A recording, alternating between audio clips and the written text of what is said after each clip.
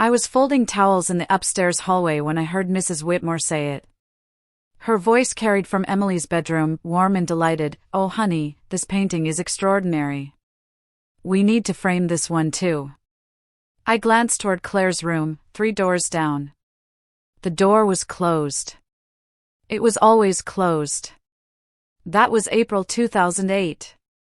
Claire was 7 years old. I'd been working for the Whitmores for 3 years by then, and I was just beginning to understand what I was seeing. My name is Margaret Chin. People call me Maggie. I clean houses in Westchester County, have for 23 years now, ever since my husband died and left me with 2 daughters to raise alone. The Whitmore family hired me in 2005, when Emily was 9 and Claire was 4. Mrs. Whitmore, Jennifer, found me through a referral. She needed someone 3 days a week, someone thorough and discreet. The pay was better than my other clients. I needed it. I remember the first day clearly. The house was beautiful, one of those colonials with the tall white columns and the perfectly manicured lawn. Inside, everything was cream and soft blue, coordinated and calm. Jennifer gave me the tour, pointing out which cleaning products to use on which surfaces, explaining their routine. Mr. Whitmore, David, was a lawyer, worked long hours. Jennifer had been a publicist before the girls were born, now she did consulting from home, managed the household. They seemed nice. Normal. Emily appeared in the kitchen doorway during that first tour, skinny and energetic, all elbows and wide smile. "Mom, can I show her my room?" Jennifer laughed, said of course. Emily grabbed my hand and pulled me upstairs, talking the entire way about her dance classes and her best friend Sophia and the hamster she was hoping to get for her birthday. Her room was an explosion of color, posters, art projects, a bulletin board covered in photos and ribbons and certificates.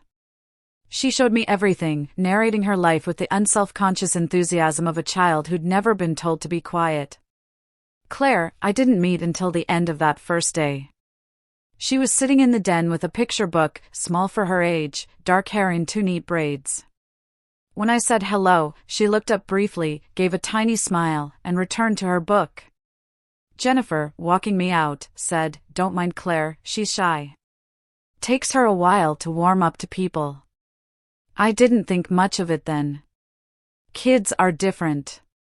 Emily was a firecracker, Claire was reserved.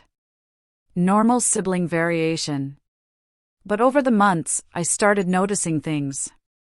Emily's artwork covered the refrigerator, the hallway walls, Jennifer's home office. New pieces appeared constantly, and Jennifer would coo over each one, take photos, post them online. I'd see her sitting with Emily at the kitchen table, working on projects together, laughing. Claire drew too. I'd see her sometimes, curled up in the window seat in the living room with crayons and paper. Her drawings were careful, detailed. Flowers, mostly. Animals.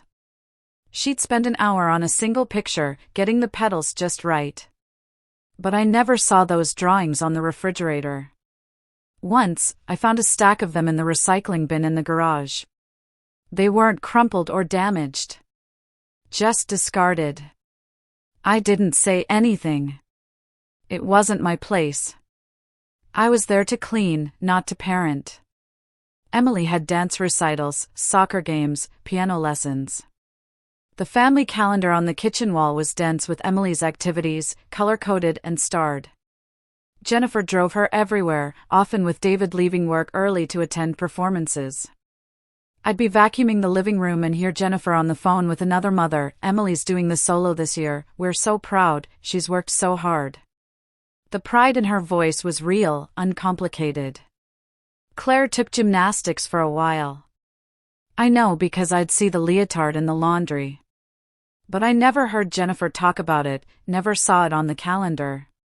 One day the leotard stopped appearing. I asked Claire once, casually, while I was dusting the den and she was reading nearby. "Do you still do gymnastics?" She shook her head without looking up. "I quit." I asked if she liked it. She shrugged. "It was okay. Mom forgot to pick me up twice, so." She said it matter-of-factly, no emotion, like she was commenting on the weather. I felt something twist in my chest, but I didn't push. What would I have said? What could I have done? By the time Claire was 8 and Emily was 13, the pattern was undeniable. Emily was the center of the household's gravity.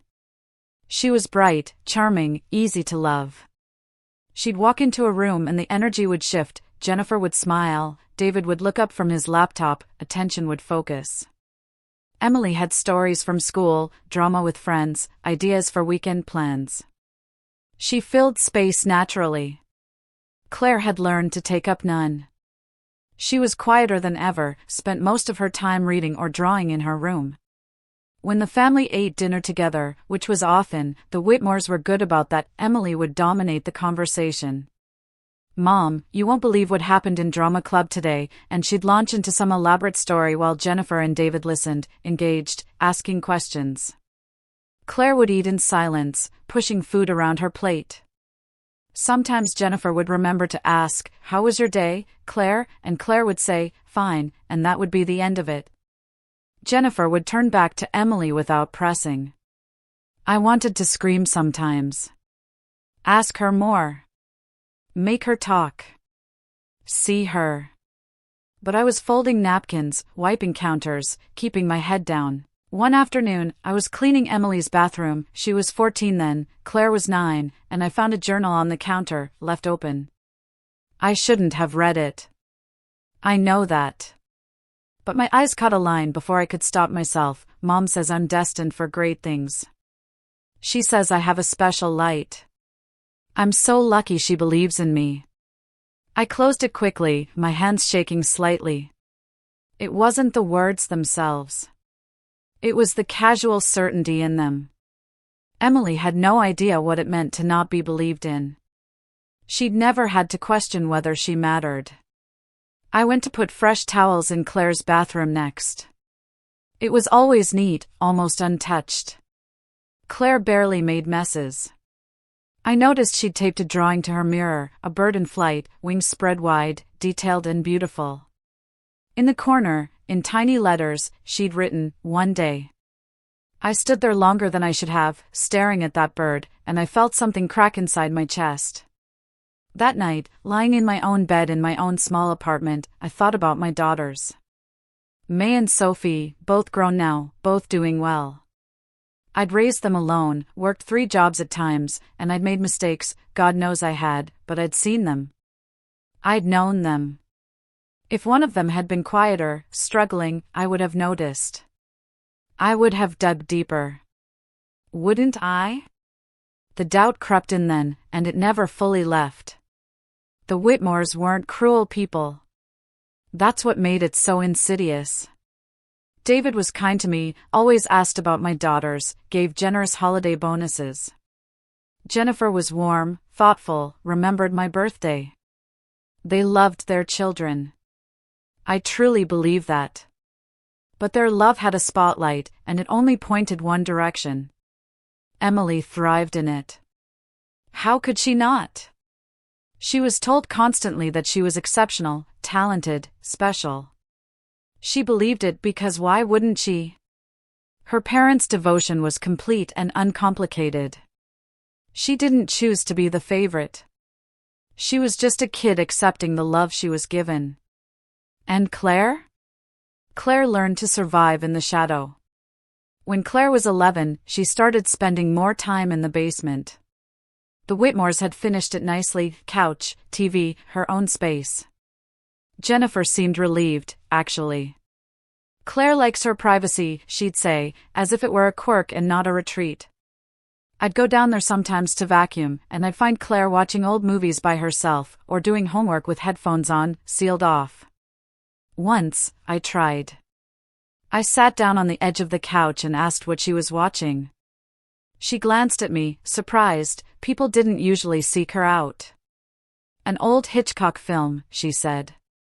Rear Window. I told her I'd seen it years ago, loved it. We talked for maybe 10 minutes, the longest conversation I'd ever had with her. She was articulate, thoughtful, had interesting opinions. When I stood to leave, she said, "Thanks, Maggie." Her voice was small. I wanted to tell her she deserved more than thanks for a 10-minute conversation. I wanted to tell her she was smart and worth listening to and that she shouldn't have to be grateful for scraps of attention. I said, "Anytime, sweetheart," and went back upstairs to scrub the kitchen floor. Coward. Emily's high school years were a whirlwind. Lead roles in school plays, honor society, boyfriend drama, college prep. The house hummed with her activity. Jennifer and David attended every performance, every parent night, every awards ceremony. I'd see the photos later, posted on Facebook, Emily beaming in her cap and gown at some academic banquet, Jennifer's arm around her, both of them glowing. The captions were always effusive, "So proud of our shining star." Claire was in middle school then, and she'd become almost invisible. She got good grades, I knew because I'd see her report card sometimes, left on the kitchen counter. Straight A's, honor roll. But there were no celebrations, no photos, no posts. It was expected, unremarkable. I remember one particular morning, spring of 2015. Claire was 13, Emily was 18 and about to graduate. I arrived at 7:30 as usual and found Jennifer in the kitchen, on the phone, animated. "Yes, we're so thrilled, she got into Northwestern with a partial scholarship. We're taking her out to celebrate this weekend, her choice of restaurant." I started the coffee, began unloading the dishwasher. Jennifer hung up, turned to me with this radiant smile. "Emily got in. Can you believe it?" I congratulated her, genuinely happy for Emily. It was an achievement. Then Claire came downstairs, backpack over one shoulder, quiet as always. She poured herself cereal, sat at the counter. Jennifer was still buzzing about Emily's acceptance, texting someone. Claire ate in silence. When she finished, she rinsed her bowl, put it in the dishwasher, and headed for the door. Jennifer didn't look up. "Have a good day, honey," she called absently. Claire paused in the doorway. "I got into the advanced science program," she said. Her voice was so soft I almost missed it. "They only take 10 students from the whole district." Jennifer glanced up from her phone. "Oh, that's great, Claire. Good job." She smiled, brief and distracted, and returned to her phone. Claire stood there for 3 seconds. I counted. Then she left. Jennifer didn't notice. She was already typing another text about Emily. I gripped the edge of the counter so hard my knuckles went white. That's when I knew I had a choice to make. I could keep pretending this was normal sibling dynamics, normal family variation. Or I could acknowledge what I was seeing, a child disappearing in plain sight while everyone around her celebrated her sister. I chose wrong. I chose silence. I told myself I needed the job. I told myself it wasn't my place to interfere in how they raised their kids. I told myself Claire seemed fine, seemed to be coping. I told myself a lot of things that helped me sleep at night. But I knew. God, I knew. The summer before Emily left for college, the house was chaos in the best way, according to Jennifer. Shopping trips for dorm supplies, going away parties, family photo sessions. Emily was leaving in August, and every moment felt like an event. I'd be cleaning and hear Jennifer and Emily laughing upstairs, planning, bonding. David took time off work to help move her in, made a whole weekend of it. Claire spent that summer mostly in the basement or at the library. She'd turned 14 in June. I don't remember a party. I remember seeing a small cake in the fridge one day, and later it was gone, half-eaten. That was it. One afternoon in July, I was folding laundry in the den and Claire came in, hesitated, then sat down in the armchair across from me. She looked thin, tired. "Maggie," she said, "can I ask you something?" I nodded, kept folding to give her space. "Do you think?" She stopped, started again. "Do you think some people are just harder to love?" The question gutted me. I put down the towel I was holding, looked at her directly. No, I said firmly. I don't think that at all. She nodded slowly, not looking convinced. Emily's just so much more everything. She's funnier, prettier, more talented. It makes sense that they. She trailed off. I wanted to tell her she was wrong. I wanted to tell her she was just as valuable, just as deserving, that her parents' failure to see her was their blindness, not her inadequacy. I wanted to shake Jennifer and David and make them look at their younger daughter and really see what they were doing.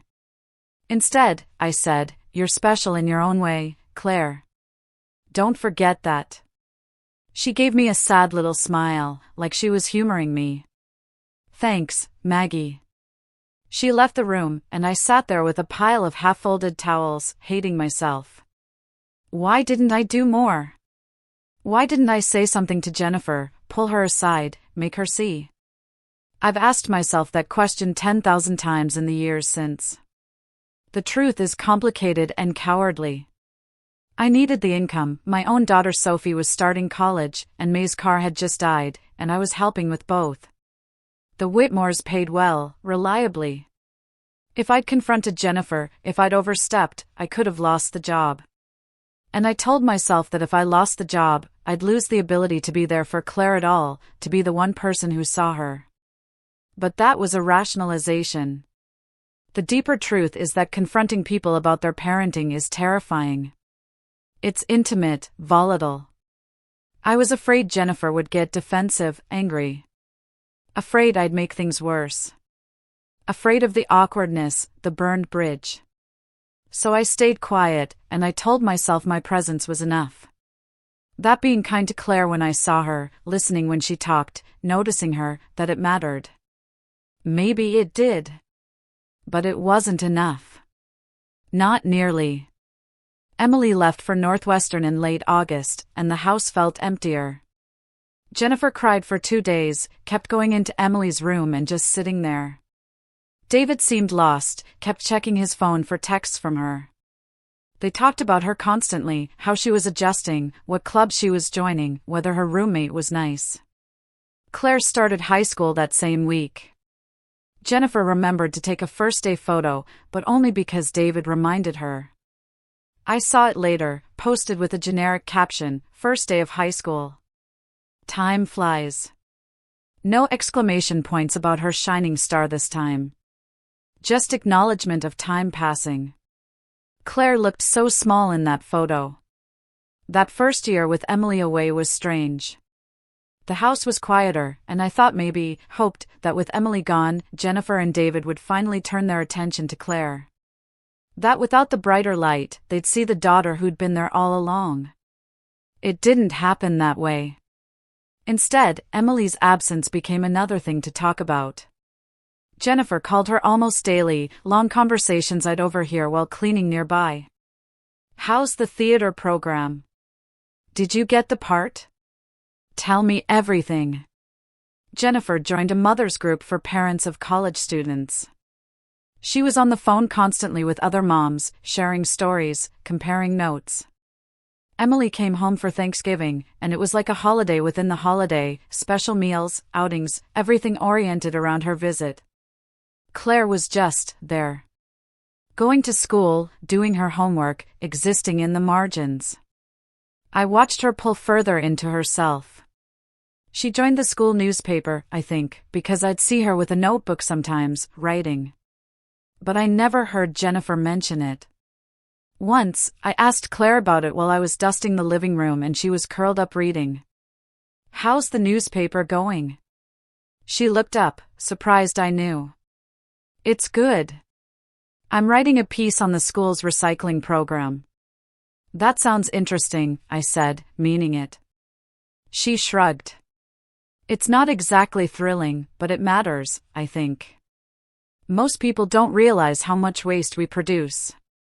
We talked for a few minutes about it. She was passionate, informed, thoughtful. When I went back to dusting, I felt that familiar ache. This girl had so much inside her, and no one was asking to see it. Sophomore year, Emily came home for winter break in December, and the house exploded with activity again. Jennifer threw a party, invited all the neighbors, showed Emily off. Emily had gained confidence at college, was funnier and more charismatic than ever. Everyone loved her. How could they not? Claire spent most of that break in the basement.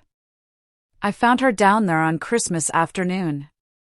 The family had opened presents that morning. Emily got a laptop, new clothes, concert tickets. Claire got books and a gift card. Not bad gifts, but the disparity in excitement was obvious. I'd gone down to grab something from the storage area, and there was Claire, sitting on the couch in the dark, no TV on, just sitting. "You okay, honey?" I asked. She nodded without looking at me. "Just tired." I sat down next to her, uninvited. We sat in silence for a minute. Then she said, quietly, "Do you ever feel like you're a background character in someone else's story?" My throat tightened. "Sometimes," I said. "Yeah. That's how I feel every day," she said. "Like I'm just here to fill space. Like if I disappeared, they'd be sad for a week and then they'd just keep going. Keep focusing on Emily." I didn't know what to say. I wanted to tell her she was wrong, but I wasn't sure she was. "I think they love me," she continued, voice flat. "I think they do. But I don't think they like me very much. Or maybe I'm just not interesting enough to pay attention to." "Claire."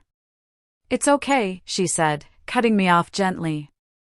"I've made peace with it, mostly. I just have to get through 3 more years, and then I can leave. Go somewhere else. Be someone else." She was 16 years old, and she was already planning her escape. I reached over and squeezed her hand. She squeezed back, briefly, and then pulled away and stood up. "I'm gonna go read," she said, and left me sitting there in the dark basement, feeling like the worst kind of coward. That night, lying awake in my apartment, I drafted a text to Jennifer 3 times. "I'm worried about Claire. I think she's struggling more than you realize." But I never sent it. I'd start typing and then imagine her response: confusion, defensiveness, maybe anger. "Maggie, I appreciate your concern, but we know our daughter." And then the awkwardness, the potential fallout, the risk. I deleted the drafts and hated myself a little more. Junior year, things shifted slightly. Emily was thriving at Northwestern, talking about internships and study abroad. The calls became less frequent. She was busy, living her life. Jennifer seemed almost lost without the constant contact. She'd check Emily's social media obsessively, comment on every post.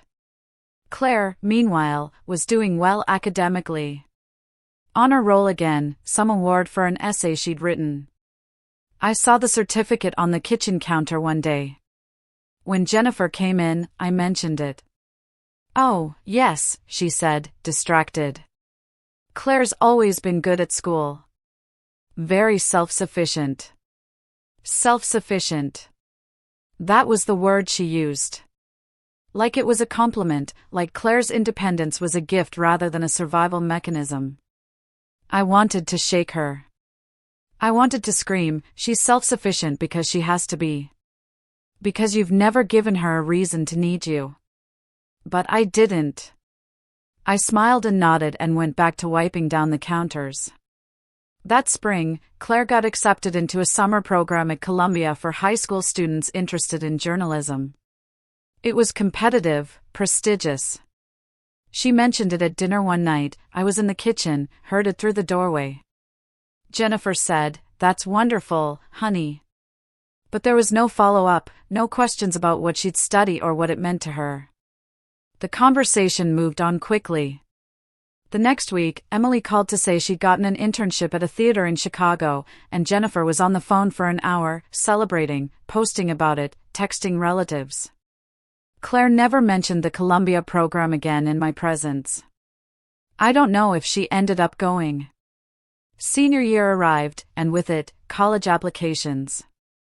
Emily was in her final year at Northwestern, already talking about graduate school options, maybe New York, maybe Los Angeles.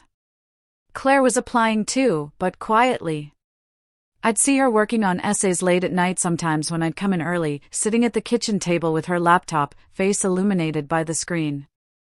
I asked her once where she was applying. She listed several schools, good schools, East Coast mostly.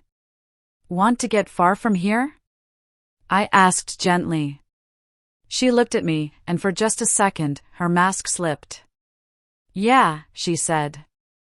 Yeah, I do. They're going to miss you when you're gone, I said, though I wasn't sure I believed it. She gave me that sad smile again. Maybe.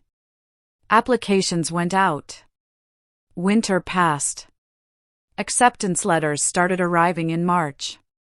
Emily had already committed to a graduate program in New York. Claire got into several schools. I saw the envelopes, thick and congratulatory. She chose NYU. New York, like Emily, but I suspected that was coincidence more than design. She just wanted out. Jennifer seemed pleased. Both are girls in New York. Maybe they can see each other sometimes. I wondered if Claire wanted that. I suspected not. Graduation came in June. Jennifer and David threw a party for Claire, invited family and neighbors. It was nice, genuinely. They were proud, in their way. But it felt perfunctory compared to Emily's graduation 3 years earlier, which had been an event, catered, planned for months, huge. Claire seemed fine with it. Or resigned. I couldn't tell anymore. The summer before she left was quiet. Claire worked at a bookstore, saved money, spent time with a couple of friends I'd seen around occasionally.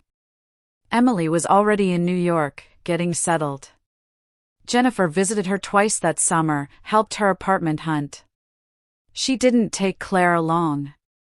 When August came and it was time for Claire to leave, I happened to be there that morning. I'd switched my schedule to say goodbye. The car was packed, David was driving her down. Jennifer hugged her, said she was proud, told her to call often. It was warm enough, maternal enough. Claire hugged me too, tightly. Thank you, Maggie, she whispered. For seeing me. I held her, my heart breaking. I didn't do enough, I said, too quiet for anyone else to hear. She pulled back, shook her head slightly. You did more than you think. Then she got in the car, and they drove away, and I stood in the driveway with Jennifer, waving until they disappeared around the corner. Jennifer sighed, wiped her eyes. Empty nest, she said. Both of them gone now. I nodded, said something appropriate. Inside, I was screaming. For the first year, Claire called home regularly. Weekly at first, then every couple of weeks. Jennifer would tell me about the calls. Claire was doing well, adjusting, liked her classes. The updates were always brief, surface level. I asked Jennifer once how Claire was really doing, like emotionally, and Jennifer seemed puzzled by the question. She's fine. She's always been so independent, you know. Doesn't need much hand-holding. I let it go. Emily, meanwhile, was thriving in her graduate program, constantly sharing updates. Jennifer knew every detail of her life, talked about her constantly. I'd hear her on the phone with friends. Emily's doing amazing, she's up for this incredible opportunity, we're so proud. By Claire's second year, the calls became less frequent. Once a month, maybe. Jennifer didn't seem concerned. She's busy, building her life. That's what we want for them. I started to worry. I thought about reaching out to Claire myself. I had her number, Jennifer had given it to me in case of emergencies, but I didn't know what I'd say. Hi, it's your family's housekeeper, just checking that you're okay because your parents don't seem to be? It felt like overstepping, too little too late. Then, during Claire's junior year of college, something shifted. I noticed because Jennifer mentioned it, offhand, while I was organizing the pantry. Claire didn't call this week. I left her a voicemail. The next week, still haven't heard from Claire. I'm sure she's just busy with midterms. A month later, Claire hasn't returned my calls in 3 weeks. I'm starting to get worried.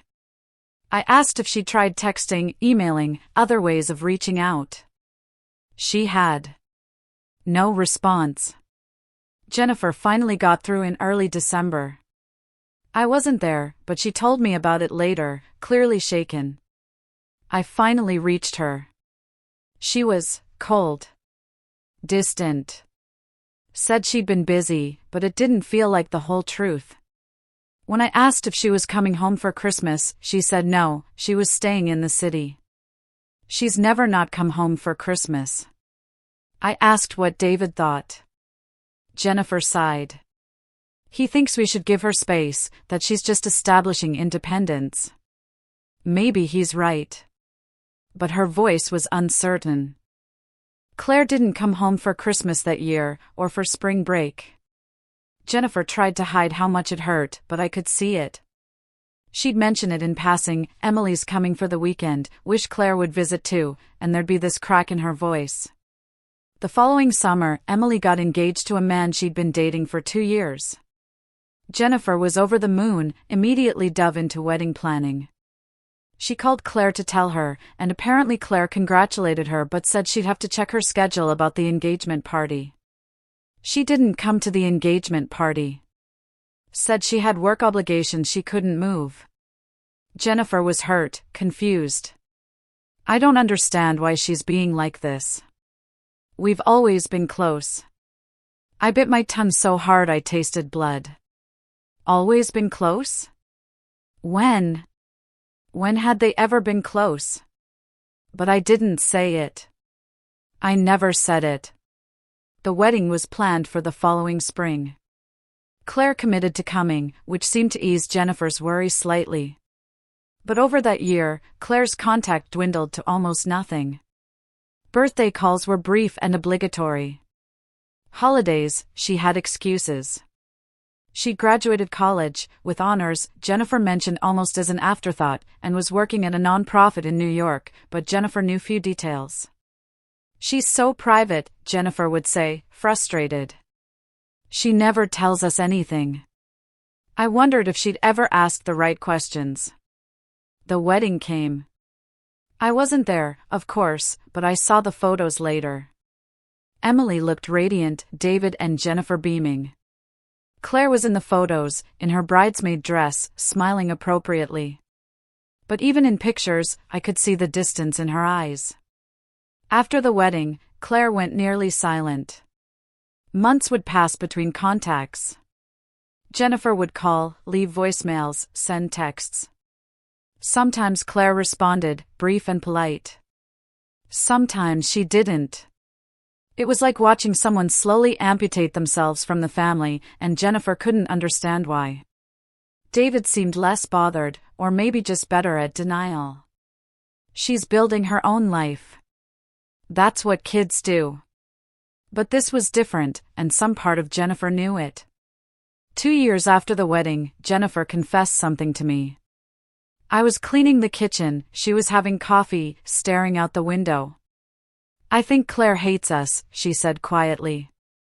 I stopped wiping the counter. Why do you think that? She never visits. Never calls unless I call first. When we do talk, it's like talking to a stranger. She's polite but... She trailed off. I don't know what we did wrong. I stood there, rag in hand, and felt the weight of 11 years of silence pressing on my chest. This was the moment.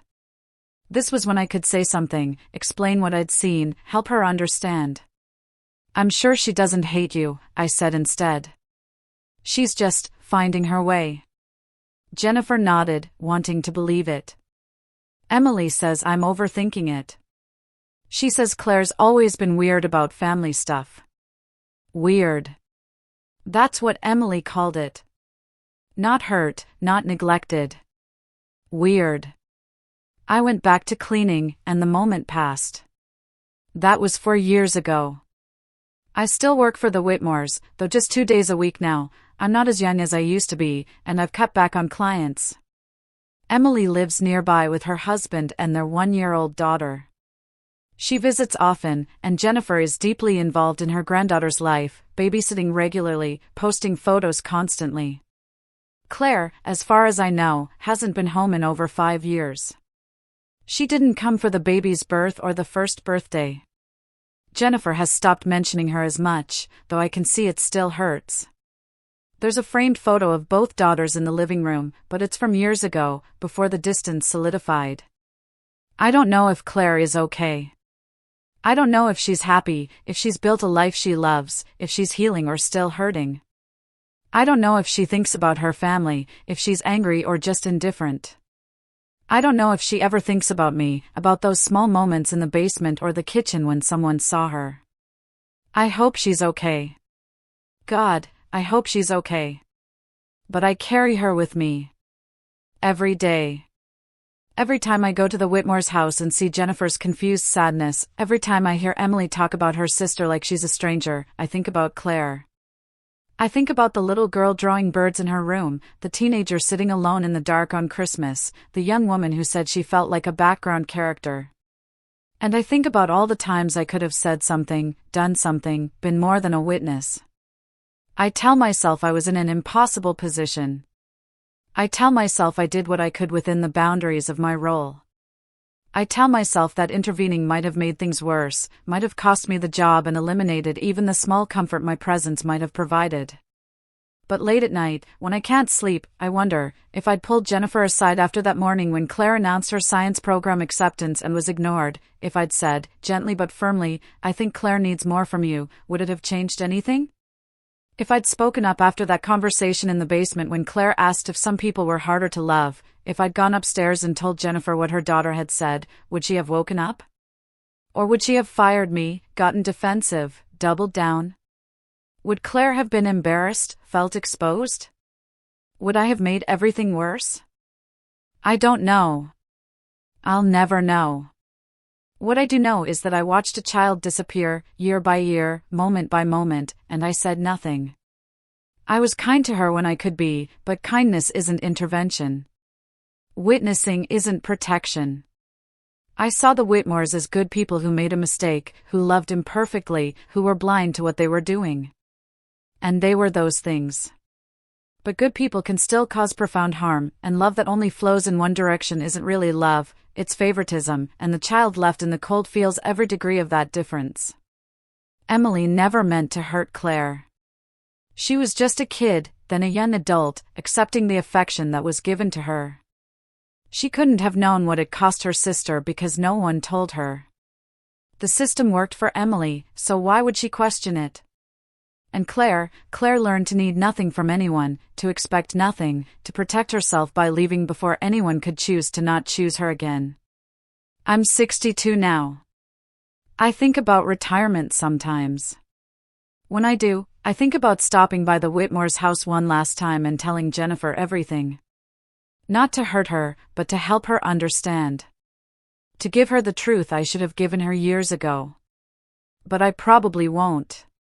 Because I'm still afraid of the discomfort, the confrontation, the potential to make things worse. Because Jennifer is older now too, and what would it serve to break her heart with hindsight when Claire is gone and the damage is done? So I'll probably just fade away, retire quietly, and leave them wondering what happened to their younger daughter. And I'll keep carrying Claire with me. The weight of her, the ghost of what could have been if I had been braver. I clean other houses now, see other families. And I watch. I watch for the quiet ones, the ones fading into the corners. Sometimes I speak up now, gently, when I see it happening. Your son seems a little withdrawn lately, have you checked in with him?